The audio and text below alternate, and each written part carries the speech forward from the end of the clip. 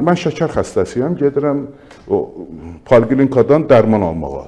Əvvəl gedirdim, birbaşa həkimin yanına gedirdim, ondan dərman alırdım. İndi təsəvvür edəyim, mən poliklinikaya getməliyəm, orada o təbibdən keçməliyəm, təbibin nə bilim, orada mənə bir kağız verməlidirlər ki, sən gəldin, pasportumu göstərdin, yəni vəsiqəvi göstərdin.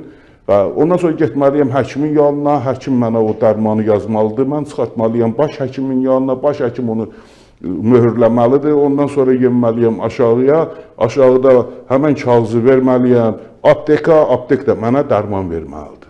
Görün, nə qədər mürəkkəbləşdiriblər. Başı, belə deyək də, sağ başı sağ əlindən qaşımaq mümkündür da. Bunlar deyirlər, sol əlindən qaşıyacaqsan, öz də əlivi ayağının altından keçirəsən, belivin burasından keçirəsən, nə bilim, gözünün yanından keçirəsən, gətirəsən başını qaşıyacaqsan. Və belə şey olmaz ki.